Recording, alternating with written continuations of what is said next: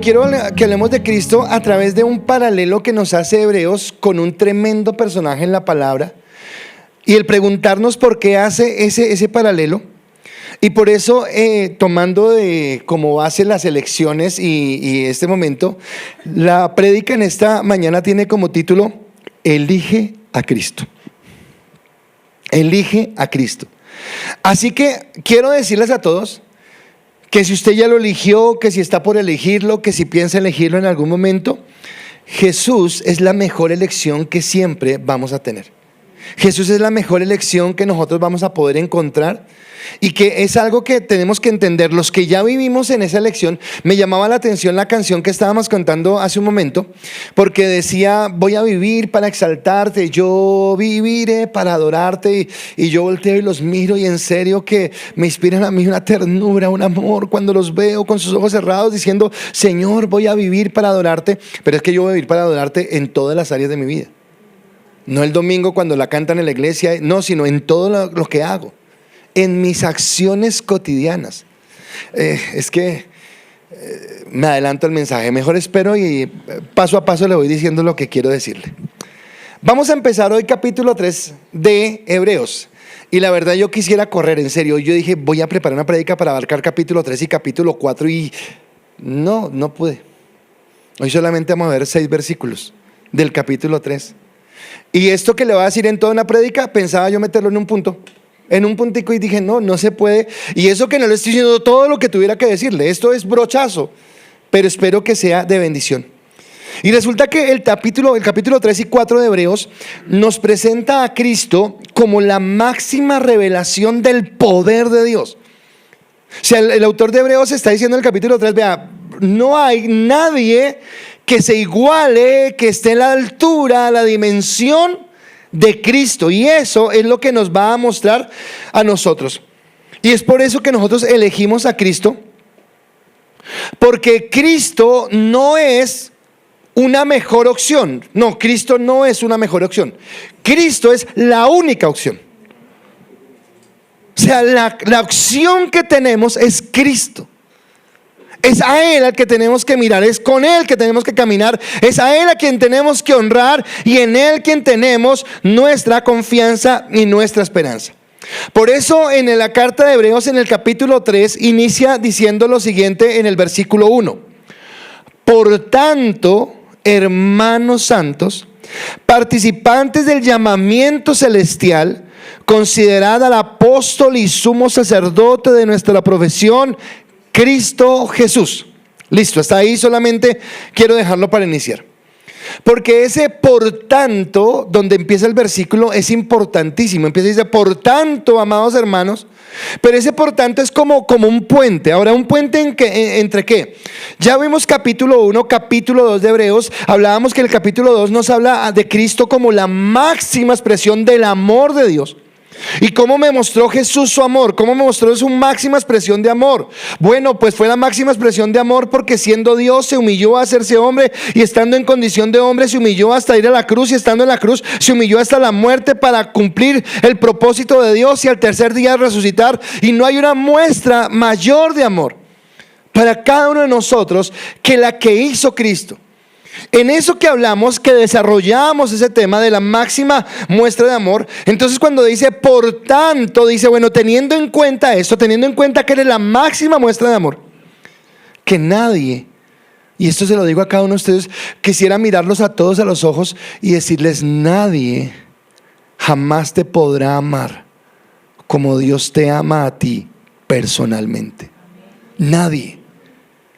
Nadie te podrá amar de esa manera. Y por tanto que Él mostró su amor, ahora se dispone a mostrar cómo no solamente es la máxima expresión de amor de Dios, sino se va a mostrar cómo es la máxima expresión del poder de Dios, del poder que Él tiene para nosotros. Y me llama la atención que en este versículo presenta a Jesús y dice: y les presento al apóstol y sumo sacerdote, Cristo Jesús. Ahora, si usted se pone a mirar en la Biblia, usted cuando escucha la palabra apóstol generalmente está esperando que hable o está hablando de Pablo, o está hablando de Pedro, o está hablando de Juan. Pero este lugar en la Biblia es el único lugar en toda la Biblia, en todo el Testamento, donde presenta a Cristo como apóstol. Es el único lugar. Bueno, ¿y qué tiene eso importante, pastor? Recuerde que está haciendo un paralelo. Dice que Cristo es el apóstol y sumo sacerdote. Y esto significa, bueno, primero definamos la palabra apóstol. ¿Qué significa apóstol? Apóstol significa enviado. Enviado con una misión. Y como usted lo envía con una misión, entonces usted le da poder y autoridad para que cumpla esa misión. Déjeme colocarlo en términos que a usted le quede claro. Volvamos a la alcaldía. Entonces el alcalde va a decidir hacer una vía, pero en esa vía donde va a ser la carretera o la calle hay casas. Y pues toca tumbar esas casas para hacer la calle, pero entonces tienen que negociar. Pero el alcalde no puede ir lugar por lugar a hacer la negociación. Entonces él envía a alguien en su nombre para que haga una negociación. Pero a esa persona que envía no solamente la envía para preguntar, oiga, ¿será que me pueden vender la propiedad? Sino que la envía con poder y autoridad para decidir sobre qué negocio va a hacer y cuánto puede pagar. Así que ser enviado, no solamente ser enviado, sino ser enviado con una misión, con poder y con autoridad. Cuando me habla de que Cristo es el apóstol, ¿qué está diciendo entonces? Que Dios el Padre, ¿qué hizo? Envió a Jesús.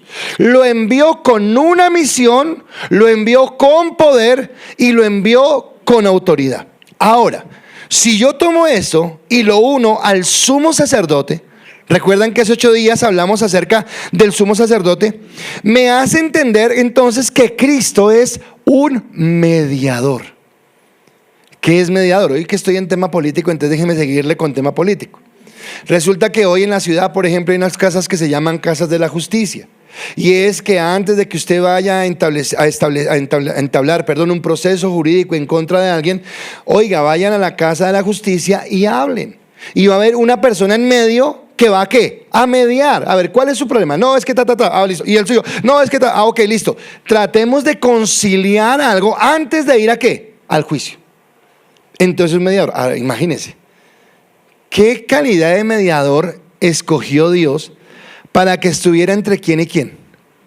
Entre Dios y los hombres. Así que Cristo es un mejor mediador. Por eso lo hemos dicho en otras predicaciones y lo repito acá. Pablo le escribió a Timoteo y le dijo, porque hay un solo Dios y un solo mediador entre Dios y los hombres, Jesucristo hombre. Ahora, apóstol. ¿Quién es el apóstol? El apóstol tiene una misión de parte del Padre. Tiene una misión enviada.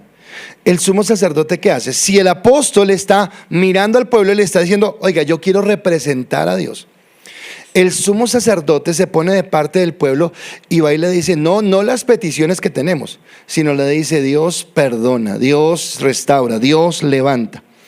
El apóstol es embajador. Escúcheme, el apóstol es embajador.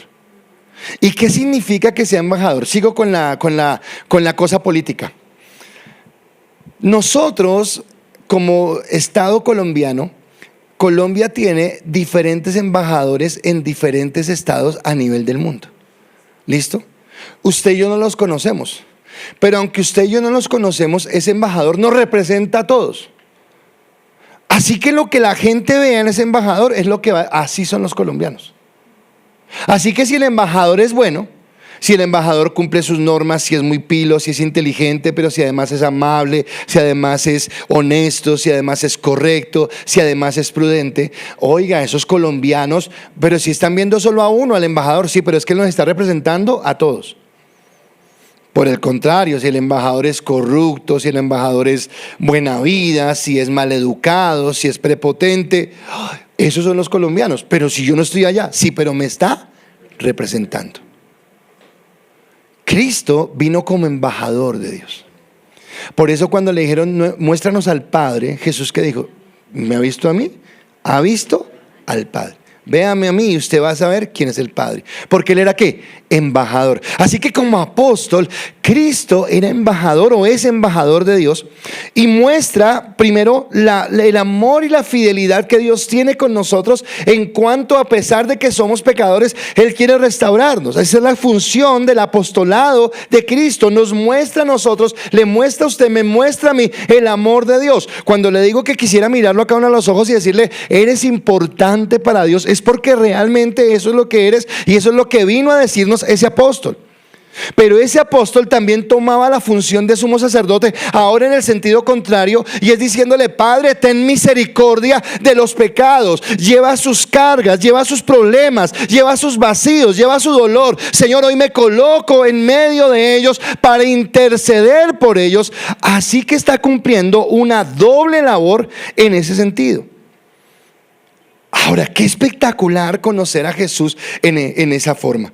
Pero el texto de Hebreos va más allá, y entonces yo tengo que entender algo, y es qué es lo que hace el autor de Hebreos para reafirmar lo que Cristo es, para que yo pueda entender por qué definitivamente Cristo es la elección correcta y por qué yo no tengo otra opción si no es Él. Y la comparación que hace, entonces recuerde que estamos hablando de la carta a los Hebreos. Aunque hoy para nosotros es de bendición la carta a los Hebreos, originalmente esta carta a los Hebreos fue escrita ¿a quién? A los Hebreos, claro. Por eso se llama, o si no se llamaría carta a los colombianos, pero no, es carta a los hebreos. ¿Listo? Quiere decir que está hablando a gente que conoce. ¿A qué me refiero? Aquí esta mañana no venezolanos, acá sí hay venezolanos, ¿verdad? Levanten la mano los venezolanos, levanten la mano. Los bendecimos, los amamos, los queremos. Un aplauso para nuestros hermanos venezolanos. Pero ¿por qué preguntaba esta mañana si había venezolanos? Porque tal vez yo puedo decir algo que entendemos acá nosotros, pero que ellos van a decir: no entendí de qué está hablando, porque ellos no conocen nuestra cultura. Así como nosotros fuéramos a Venezuela y estuviéramos allá y dijeran algo y nosotros, ¿de qué están hablando?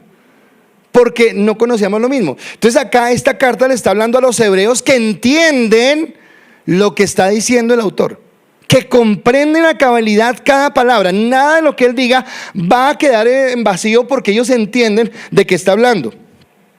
Y en ese contexto, entonces estamos hablando de un pueblo que era conocedor de la ley. ¿Será que los hebreos conocían la ley? Claro, mejor que nadie. Vivieron toda su vida bajo la ley mosaica, así que la entendían de la mejor manera. Y lo que hace el autor de Hebreos es comparar a Moisés con Cristo para que ellos puedan ver, y nosotros ahora, la grandeza de Cristo, el poder de Cristo. Ahora sí leo el contexto completo y dice, Hebreos 3 del 1 al 6: Por tanto, hermanos santos, participantes del llamamiento celestial, considerad al apóstol y sumo sacerdote de nuestra profesión, Cristo Jesús, el cual es fiel al que le constituyó, como también lo fue Moisés en toda la casa de Dios. Porque de tanto mayor gloria que Moisés es estimado digno cuanto tiene mayor honra que la casa que él hizo. Porque toda casa es hecha por alguno, pero el que hizo todas las cosas es Dios. Y Moisés, a la verdad, fue fiel en toda la casa de Dios como siervo, para testimonio de lo que se iba a decir. Pero Cristo como hijo sobre su casa, la cual casa somos nosotros, si retenemos firmes hasta el fin la confianza y el gloriarnos en la esperanza. Así que está haciendo una similitud. Ahora, usted leyó, escuchó y entendió muy poco. Tranquilo, así nos pasa a todos. A veces uno lee y dice: oiga, sí, bonito lo que dice ahí. No entendí nada, pero bonito lo que dice ahí. Entonces, tranquilo, yo ya le voy a explicar qué es lo que dice ahí. Mi primer punto es hablar acerca de Moisés, porque no podemos hablar de la grandeza de Cristo y por qué lo comparan con Moisés si primero no entendemos quién es Moisés. Porque si no, yo hubiera podido decir: ¿y Cristo, y por qué no fue comparado conmigo? Bueno, pues porque yo no fui Moisés. Porque Moisés es un referente para el pueblo de Israel. Así que mi primer punto es Moisés, el gran caudillo. O sea, para Israel, Moisés era punto de referencia. A la misma altura de Abraham, a la misma altura de David, a esa altura estaba Moisés. Abraham porque fue el que recibió la promesa, en donde empieza la promesa de una nación, un pueblo, el amigo de Dios. David porque es el rey que lleva a Israel a la gloria, a la parte más poderosa de su reino, pelea las batallas, trae paz sobre Israel, deja todo listo para construir un tabernáculo, y su hijo Salomón, ya en tiempo de paz, puede con libertad, de acuerdo a lo que había dejado hecho David, puede construir el tabernáculo. Así que Abraham es un referente muy fuerte en Israel. David es un referente muy fuerte en Israel. Moisés está a la misma altura de ellos. Ahora, ¿qué tiene que ver con que esté a la misma altura de ellos? Cuando usted va al libro de Hechos, en el libro de Hechos hay un texto que es un mensaje, una prédica, pero casi que el autor, yo creo que escribió toda la prédica, porque es un capítulo muy largo, y ese capítulo es el capítulo 7 de Hechos. Y está hablando del discurso del primer mártir de la iglesia, que se llama Esteban. Y antes de ser asesinado, este hombre se faja una prédica, pero esa prédica que él da es como un resumen muy corto de todo lo que ha sido la historia de Israel. Y resulta que en ese resumen que él está haciendo, toma una porción amplia de su testimonio. Hechos capítulo 7 del versículo 17 al 44, solamente si lo quiere tener en noción, para hablar solamente de Moisés. Y es claro que este hombre es referente. Ahora déjeme hablarle de Moisés. En primer lugar, déjeme decirle que Moisés es un tipo de Cristo. ¿Qué quiere decir un tipo de Cristo? Que en cosas que él hizo o en cosas que él vivió, se estaba anunciando que un día iba a venir el Cristo. Entonces, por ejemplo, no es casual que cuando Moisés nace, había un decreto por parte de Faraón que todos los niños tenían que ser asesinados. Nada diferente a cuando nació Jesús, que había un decreto donde los niños tenían que ser asesinados. O sea que el cuento del aborto, eso no es de ahora, eso ha estado toda la vida.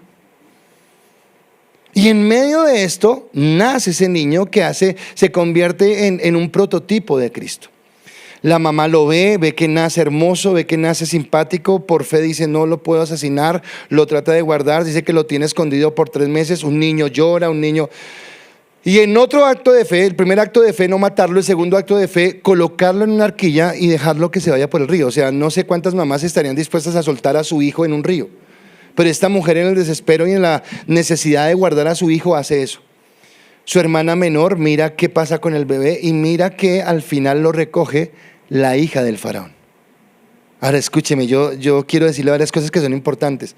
No lo recogió cualquier persona, no lo recogió un pescador, un agricultor, no, lo cogió alguien de la monarquía. En Egipto no existía democracia, allá no hacían elecciones, allá era algo monárquico y era una sucesión por linaje que tenían ese derecho.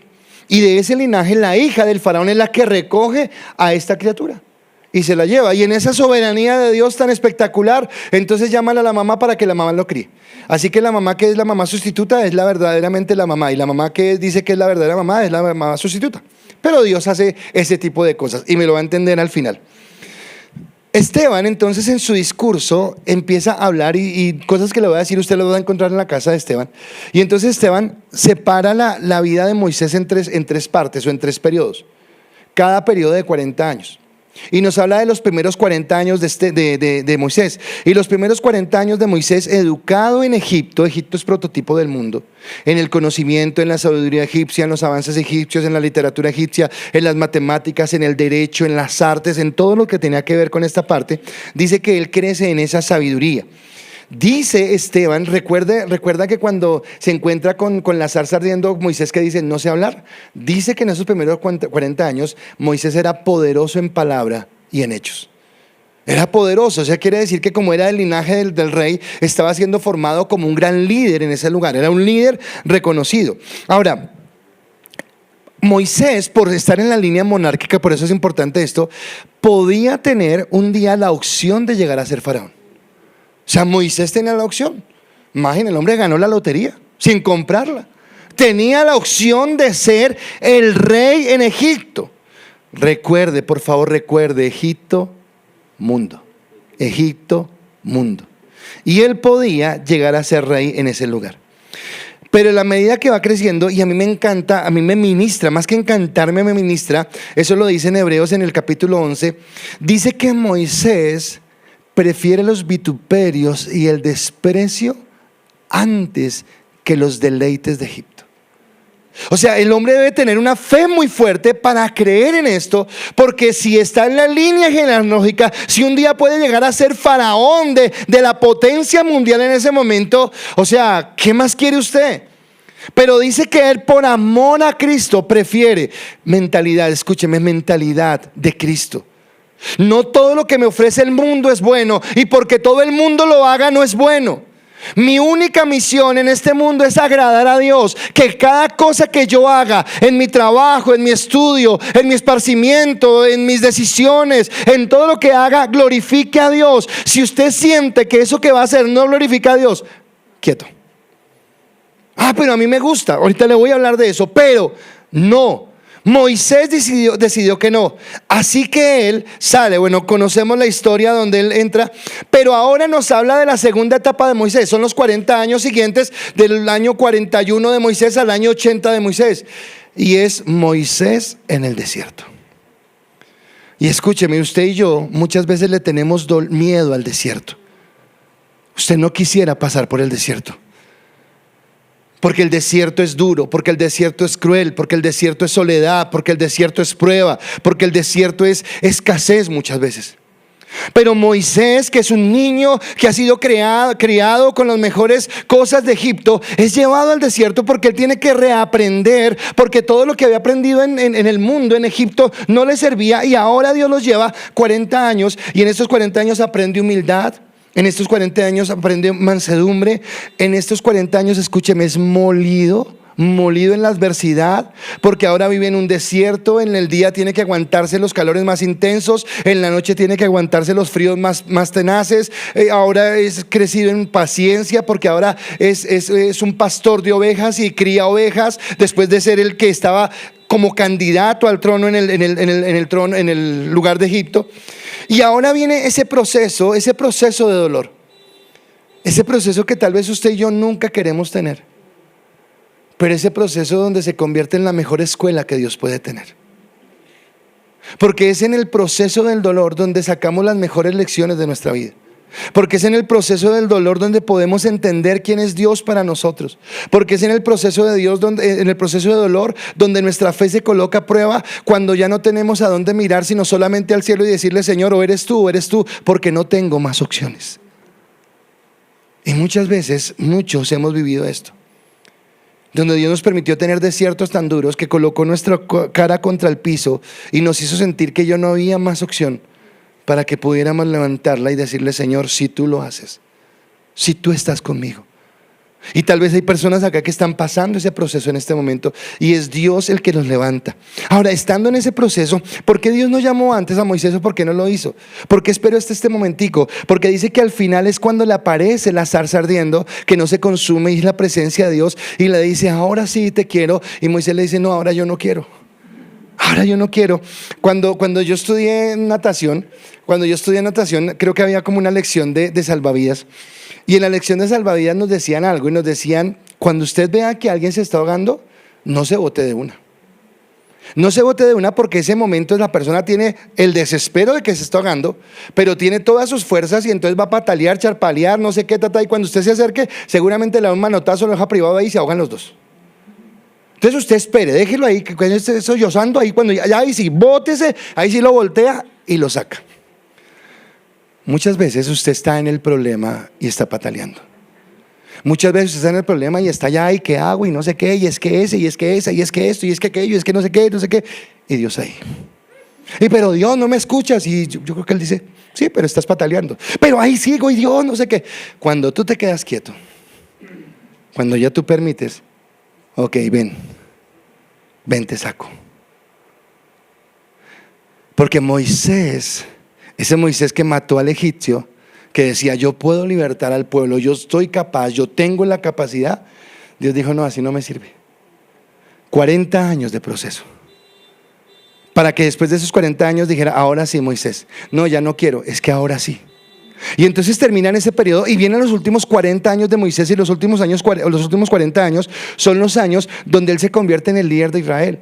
Entonces Dios le da poder, él es enviado también, y entonces Dios le demuestra la autoridad que tiene a través de las señales que hace, de los milagros que hace. Proclama la verdad de Dios, se enfrenta al faraón de ese momento, liberta al pueblo de Israel de la esclavitud y le entrega al pueblo la ley de Dios. O sea, tremendo este Moisés. Así que yo podría definir la vida de Moisés en tres partes. La primera parte, los primeros 40 años de Moisés se llaman yo puedo. Los siguientes 40 años de Moisés se llaman yo no puedo. Y los últimos 40 años de Moisés se llaman si tú vas conmigo, lo haré. ¿En qué etapa estás? ¿Estás en el yo puedo?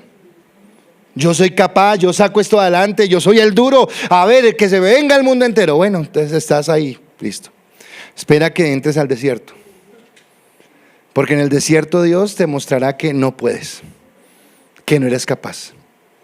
Y cuando ya dejes de charpalear, Dios va a llevarte a que digas: Señor, yo no puedo, pero si tú estás conmigo, yo podré. Si tú me acompañas, yo podré. Porque es el proceso en el que nos lleva. Así que entonces Moisés, si usted mira, Moisés, ese tipo de Cristo, también es un mediador. Un mediador entre Dios y el pueblo. Porque Dios, ¿cómo le habla al pueblo? ¿A través de quién? De Moisés. Pero cuando el pueblo la embarra, ¿quién intercede por el pueblo? Moisés. Así que ¿quién es el mediador? Moisés. ¿Tipo de quién? De Cristo. Leí un libro y me encantó este libro porque me decía que Moisés fue un hombre que vivió toda su vida con la cara llena de tierra. Y decía esta persona que vivía llena de tierra porque todo el tiempo tenía que postrarse de rodillas delante de Dios: Señor, otra vez perdónanos. Otra vez la embarramos, otra vez, Señor, por favor, perdónanos. Esa era la vida de Moisés, intercediendo por el pueblo, pero también hablándole al pueblo de parte de Dios. Ahora, hay una sola palabra que podría definir el éxito del ministerio de Moisés. Y esa palabra que define el éxito del ministerio de Moisés, creo que para mí es la misma palabra que define el éxito del ministerio de Cristo. Y esa palabra se llama fidelidad. Moisés fue fiel.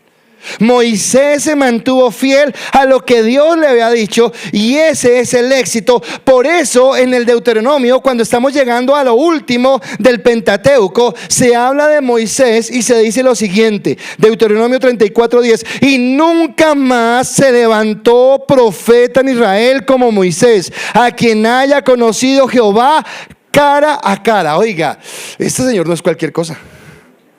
Este señor no es un pintado en la pared. No se levantó otro profeta que haya conocido a Dios cara a cara, que haya intercedido por el pueblo, pero que haya hablado al pueblo de parte de Dios como este Moisés.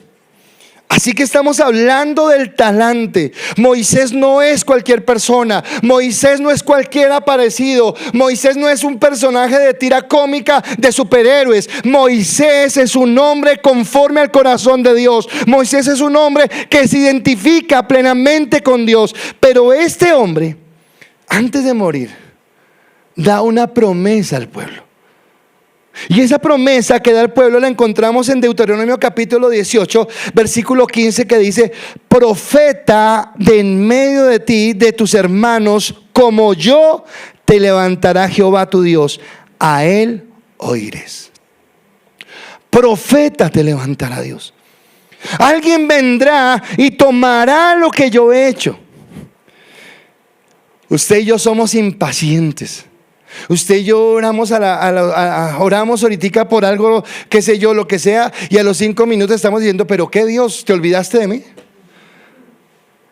Este cumplimiento de esta promesa, donde Moisés dice que Dios iba a levantar a alguien como Moisés para que estuviera con el pueblo, se cumple. Pero se cumple no días, no semanas, no meses, ni años. Se cumple siglos después. Y ese cumplimiento, o de ese cumplimiento, habla Pedro. Entonces usted ha leído Hechos capítulo 2, donde viene el Espíritu Santo y viene sobre ellos y empiezan a predicar y la gente está consternada por lo que está pasando, y se levanta Pedro y Pedro se faja su primera prédica. Y en esa prédica, Pedro en una parte de esa prédica dice lo siguiente: Hechos capítulo 3 versículo 19 al 23 dice: así que arrepentíos y convertíos para que sean borrados vuestros pecados, para que vengan de la presencia del Señor tiempos de refrigerio, y Él envíe a Jesucristo, que os fue antes que anunciado, a quien de cierto es necesario que el cielo reciba hasta que los tiempos de la restauración de todas las cosas, de que habló Dios por boca de sus santos profetas, que han sido desde el tiempo antiguo. Versículo 22: porque Moisés dijo a los padres: el Señor vuestro Dios os levantará profeta de entre vuestros hermanos como a mí. A él oiréis en todas las cosas que os hable. Wow. O sea que Cristo es el cumplimiento de la promesa cuando Moisés, estando ya por terminar su ciclo con el pueblo de Israel, les dice: un profeta como yo les levantará el Señor. Y estaba apuntando ¿a quién? A Cristo. La imagen, la sombra era este hombre. Ahora, viene la parte donde es necesario entender algo. Recuerda que yo hice énfasis cuando leí y decía que presentaba a Moisés como el siervo, pero presentaba a Cristo como hijo. Y es el momento entre que nosotros, o bueno, en ese momento el pueblo hebreo, porque está escribiéndolo a los hebreos, eligieran entre el siervo Moisés o el hijo Jesucristo. Porque el siervo Moisés representaba la ley, las tradiciones, las ceremonias, los sacrificios, y Cristo representaba la gracia. Y lo que dice: ok, vamos a elegir. Y mi segundo punto es: elige entre la tradición y la libertad. Hay una elección entre la tradición y la libertad. ¿Cuál es tu elección? ¿Por qué los compara? ¿Por qué compara a Cristo con Moisés? En primer lugar, ¿por quién es Moisés? Ya hablamos del talante. Pero si usted puede hacer un ejercicio, vaya a su Biblia, no ahorita, sino en su casa, y tome el libro de Levítico y tome el libro de Números y empiece a leer solamente el primer versículo de cada capítulo. Lea solamente el primer versículo.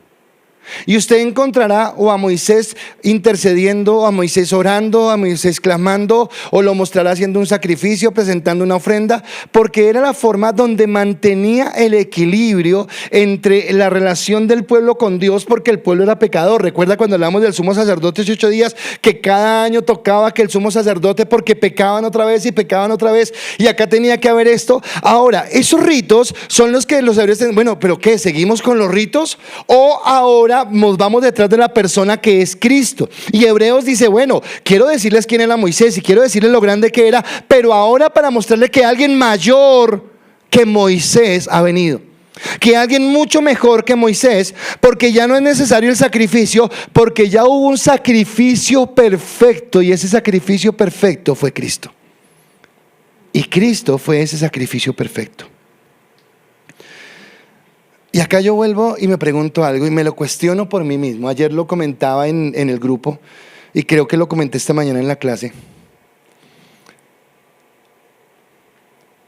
Pero ¿por qué una mentalidad cristiana? ¿Cómo hago yo para mostrar realmente que mi vida se rinde delante de Dios? Si Cristo vino a mi corazón y mi mente ha sido renovada, yo tengo que cambiar las cosas que antes hacía en el mundo por lo que Dios me muestra ahora. Porque el Cordero de Dios, el que quita el pecado del mundo, el que nos limpió y nos lavó, ha llegado a nuestros corazones. El antiguo pacto ha sido desplazado por un nuevo pacto. Cuando el pastor ministra la cena, cuando va a levantar la copa, dice: ese es el nuevo pacto, es mi alianza, pacto de la alianza nueva y eterna, que es derramada por vosotros. Y quiere decir que ya nosotros no somos limpios por la sangre de animales, sino somos limpios, y escúcheme, somos limpios por la sangre de Dios mismo, a través de Cristo, a través de su amor, a través de su poder. Así que es efectivo porque Cristo murió y resucitó. Si Él no hubiera resucitado no hubiera servido, pero Él resucitó y lo da autoridad. Y no es en ningún momento que Dios quiera, o el autor de Hebreos, perdón, quiera ridiculizar a Moisés o quiera decir no sirvió, no. Lo que hace el autor es decirles, ok, confiaron en Moisés, pero ahora esa promesa que hizo Moisés se ha cumplido en Cristo y es mucho mayor, es mucho mejor, porque Moisés era siervo, el que vino es el Hijo de Dios que viene a restaurarnos. Por eso en Juan dice al principio, pues la ley por medio de Moisés fue dada, pero la gracia y la verdad vinieron por medio de Jesucristo. Y aquí es donde Moisés se convierte en tipo de Cristo. Ya les he dicho, es mediador también, quiso ser asesinado en su nacimiento. Pero Moisés fue fiel a Dios, así como Cristo fue fiel a Dios. En muchos momentos, Moisés estuvo dispuesto a poner su vida en rescate por el pueblo, como lo hizo efectivamente Cristo al colocarse en nuestro lugar por nosotros. Moisés cumplió las promesas que Él hizo acerca de lo que Dios tenía para el pueblo, asimismo como Cristo ha venido cumpliendo las promesas, y eso me hace entender que Jesucristo es digno de toda mi confianza, que yo puedo confiar en Él plenamente. Pero viene mi tercer y último punto, y es: elige a Cristo, es tu mejor decisión. Y a las personas que nos acompañan hoy por primera vez, no sé si la enseñanza esté muy densa o si esté clara, pero independiente de lo que hablamos, no es de una religión, no es de seguir ciertos ritos, porque si yo era de esta religión hacía esto y esto y esto, y si me volví de esta religión ahora hago esto y esto y esto. Y lo que la Biblia me dice es que nada de lo que yo haga me puede acercar a Dios. No hay forma que yo con mis obras me pueda justificar delante de Dios, pero por esa incapacidad Cristo murió por mí y Él se colocó, y por eso es la elección. Muchos en el tiempo cuando vino Jesús lo rechazaron, y hoy muchos lo rechazan. Hoy muchos piensan que no es real, que no tiene nada que ver con ellos. Muchos hoy, hablaba con alguien esta semana y me decía, muchos cuando escuchan a Dios maldicen a Dios sin ser conscientes de la magnitud de sus palabras. Dice en Juan 1:11, a lo suyo vino y los suyos no le recibieron. Pero todos aquellos que le hemos elegido, hemos alcanzado la libertad. Moisés liberó al pueblo de la esclavitud física. Pero acá es donde viene mi confrontación. Porque Cristo te quiere liberar a ti, me quiere liberar a mí del pecado, que es lo que ha hecho que se destruya mi hogar, mi economía, mi salud, mi vida, mi paz interior, mi tranquilidad, mi proyección de vida. Y Él vino a cambiar eso. Dice en Juan 8:36, así que si el Hijo os libertare, seréis verdaderamente libres. Escúcheme, hoy estamos eligiendo en el país alcaldes, concejales, ediles. Dentro de 2 años estaremos eligiendo presidente, congreso, lo que sea. Ojalá que elijamos bien y que tengamos buenos gobernantes. Pero escúcheme, por más bueno que sea el gobernante, jamás un gobernante nos podrá ofrecer una paz verdadera, una justicia verdadera, una libertad verdadera. Porque el único capaz de ofrecernos una justicia, verdad y libertad verdadera es Cristo. Y por eso es mi mayor elección y nadie me garantiza. Pero acá viene lo más grande. Y quiero que usted me preste atención, porque yo le estoy pidiendo que usted elija a Dios. Y cada uno de nosotros daremos una respuesta a esa pregunta. Si yo decido elegir a Dios o no. Lo que usted y yo no sabemos, o lo que a veces no sabemos, es que antes de elegirlo a Él, Él nos eligió a nosotros. Y esto para mí es muy fuerte, porque cuando Él nos eligió a nosotros, cuando Él escogió a Israel, lo escogió para que fuera una nación santa, su especial tesoro, su lugar apartado.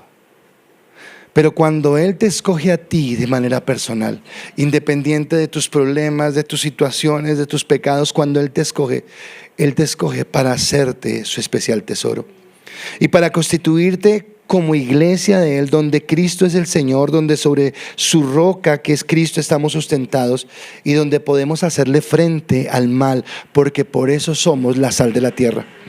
Dice Mateo 16:18, y yo también te digo que tú eres Pedro, y sobre esta roca edificaré mi iglesia, y las puertas del Hades no prevalecerán contra ella. Termino con esto. Moisés ocupa un lugar de admiración y respeto en el pueblo de Israel. Y sus últimos 40 años fueron tal vez los más llenos de cosas que él pudo hacer. En sus responsabilidades, en sus retos, en sus labores que tenía que hacer, sus desafíos. Moisés fue profeta, Moisés fue sacerdote, Moisés fue legislador, Moisés fue líder, Moisés fue juez, Moisés fue historiador, Moisés intercedía por el pueblo. Moisés, no sé si usted lo sepa, pero Moisés es el autor de los 5 primeros de la Biblia. Génesis, Éxodo, Levítico, Deuteronomio, Números, Deuteronomio, fueron escritos por Moisés. Moisés organizó, guiado por Dios, todo un sistema religioso en el pueblo de Israel que a través de sacrificios pudieran restaurar su relación con Dios. Moisés supervisó personalmente el diseño del tabernáculo para construirlo en el desierto y supervisó directamente todo lo del mobiliario que tenía que ver con ese lugar, el altar, el candelabro, la mesa de la propiciación. Pero todo esto que hizo él, lo hizo porque Dios primero lo había escogido a él. Lo había escogido para que fuera un tipo de Cristo. Por eso no muere cuando la orden del faraón era que muriera. Por eso Dios utiliza la muerte del egipcio como la forma de sacarlo desterrado de su tierra y llevarlo a un desierto, y en el desierto procesarlo. Por eso después de que ha sido procesado y él siente que no tiene aliento y que no tiene la capacidad, y cuando le dice Dios, búscate otro porque yo soy inservible, es cuando Dios le dice, así inservible es como me vas a servir, y se convierte en el caudillo que libera a una nación del imperio más poderoso de ese momento. Moisés no escogió a Dios, Dios eligió a Moisés. Y de la misma manera, hoy tú no estás eligiendo a Dios, Dios te eligió a ti. Dice la palabra que desde antes de la fundación del mundo, seguramente algunos acá no tuvieron la mejor familia. Tal vez no tuviste el mejor papá o la mejor mamá. Tal vez muchas veces te has preguntado por qué naciste para vivir lo que estás viviendo. Pero Dios te eligió, Dios te apartó. Y así como no se olvidó de Moisés cuando estaba en lo más profundo de ese desierto y donde no tenía ninguna esperanza, así Dios no se olvida de ti. Y si Él te elige, Él te levanta y te restaura. Y cuando tú tomas la elección de tomar a Jesús en serio en tu vida, tienes que entender que de antemano fue Él el que tocó tu corazón para confrontarte con tu pecado, para llevarte al arrepentimiento y para que tú puedas caminar en el amor. No sé cuántos en algún momento se sintieron desechados. No sé cuántos en algún momento sintieron que la vida no tenía sentido porque pareciera que todo el mundo fuera en contra mía y a que a nadie le importara. Pero ¿sabes? Le importas al ser más maravilloso que existe sobre todo el universo, al creador de todo el cuanto existe, al que un día decidió soplar en tu nariz aliento de vida. Quien tú eres, como tú eres, física, emocional y espiritualmente, es porque Dios decidió que fueras así, porque tiene un propósito. Y lo único que yo tengo que hacer es amarlo y bendecirlo.